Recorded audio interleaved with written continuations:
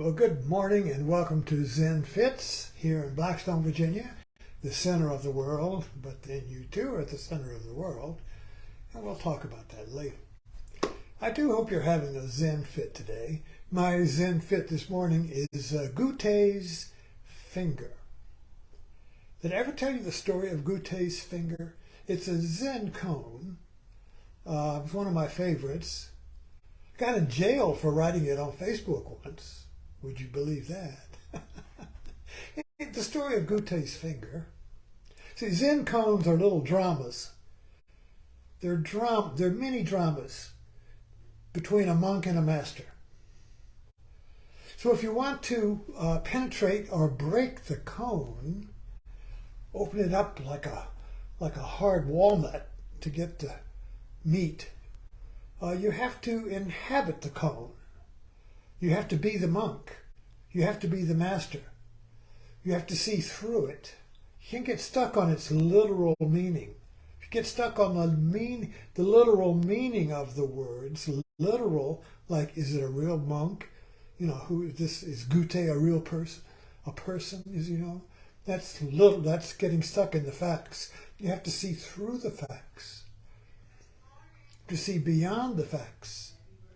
To open the cone. So what is the story of Gutei's finger? Well, Gutei was a Zen master, and he was known as the one finger master, because whenever anybody would ask him, what is Buddha? What is the teaching of Zen? He would hold up his finger. And so he became famous for that, and his monk, his disciple, when asked by people, what is your master's teaching? And he would hold up his finger and smile.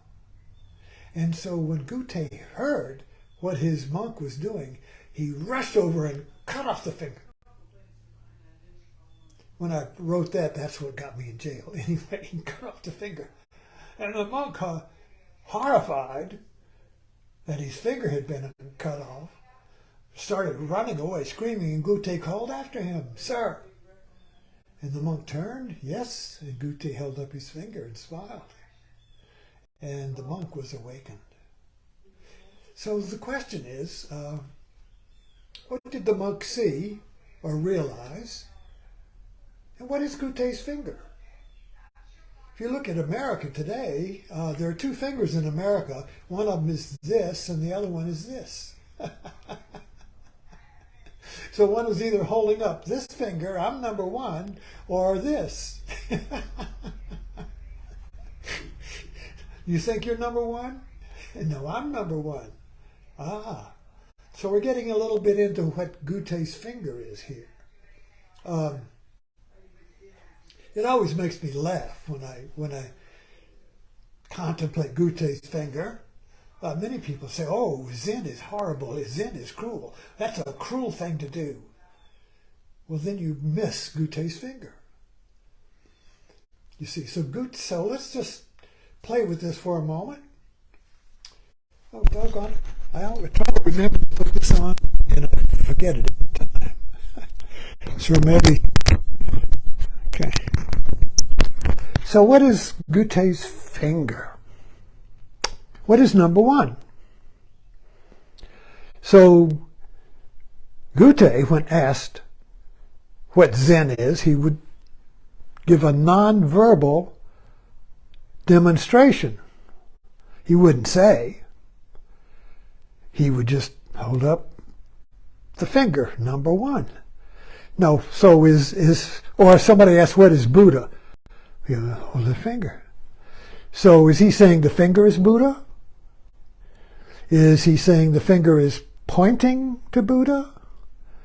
Is he saying that Buddha is number one? So what is Buddha? And then, if you're asking what is Buddha or what is Zen, you're also asking, who am I? It's the same question, just framed a different way. That's the basic question that we're all asking. Who am I? What am I? You see, am I, and everybody wants to be number one. either positively or negatively. So either number one means basically the desire to be something. And something is always one, see? So if I hold up this hot plate or whatever it is, a coffee plate, put your coffees on it. This is the back. It's number one. It's not. There's not two of them here. There's number one. This is it.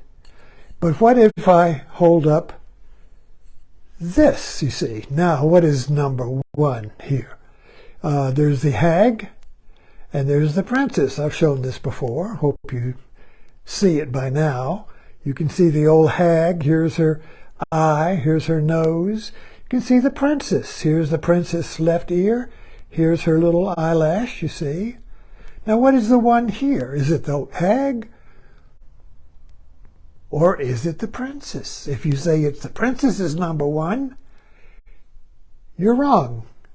The hag is number. If you say the hag is number one, you're wrong, because the princess is number one. So here we have two ones. This is impossible. It's ambiguous. So we got to come up with some way to restore the one, because there can only be one, unless you're schizophrenic or have multiple personalities, or if you have a walleye like me, and then I'm looking, well, there's two heads here. There's two. In other words, when I look to the left here, I can see two. Now I see one. So there can only be one, and if there is two, we're like tomcats in the backyard. There's going to be one tomcat. So when the one is divided, there's going to be conflict. There's going to be a civil war to restore the one. You see, there can only be one. Even God said that, let there be one God, not many gods. In Christianity, there's only one God, one Jesus. There are not two Jesuses. There's not many gods. So that's paganism. That's whatever it is, you see.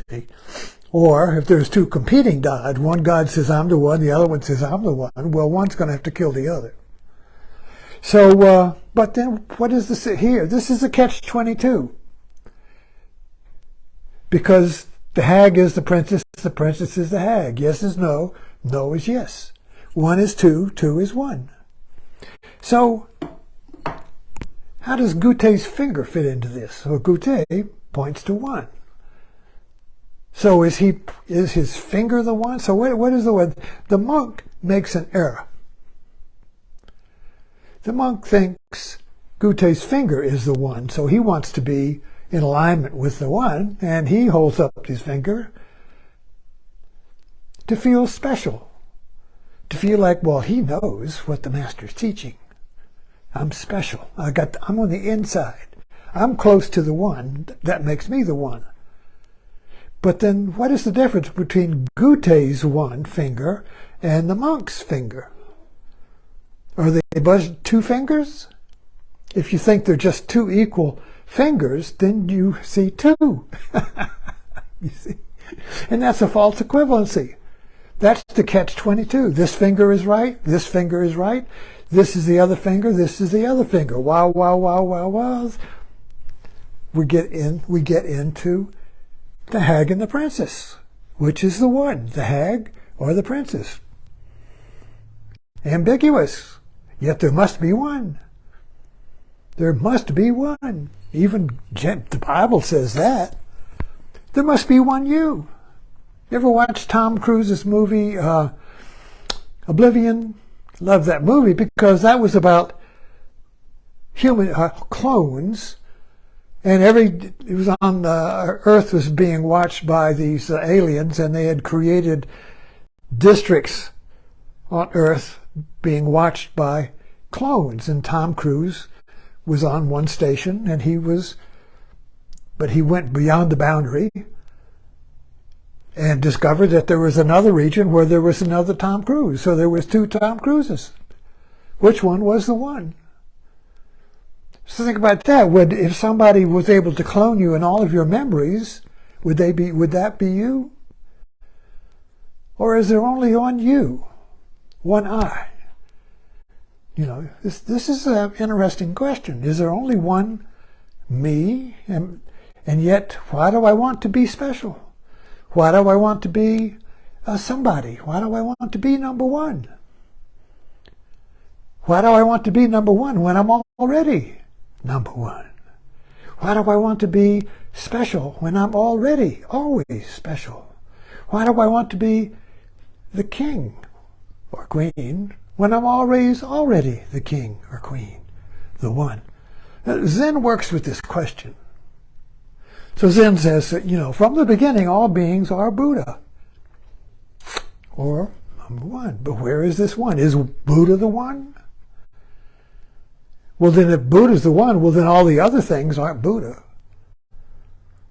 See, this is the problem with the one. Once you designate the one, you at the same time designate the two.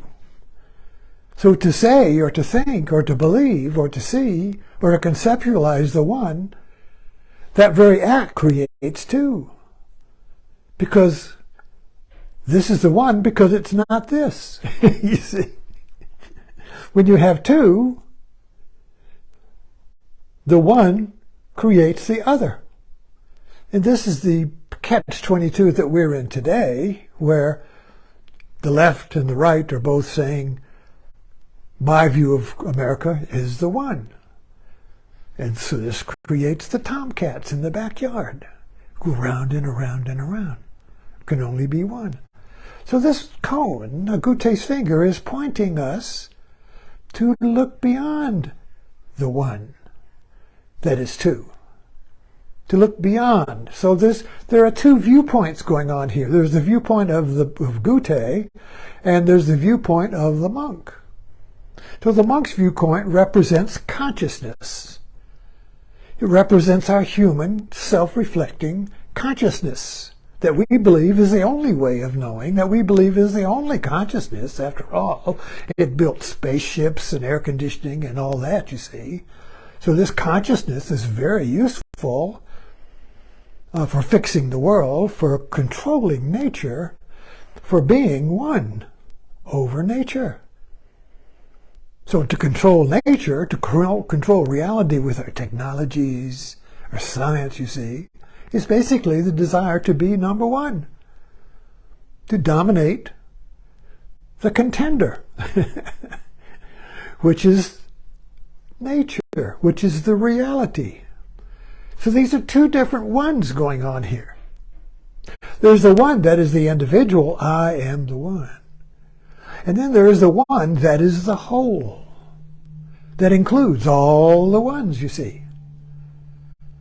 You might say it's nature, or being, or existence, or reality, or whatever you want to name it.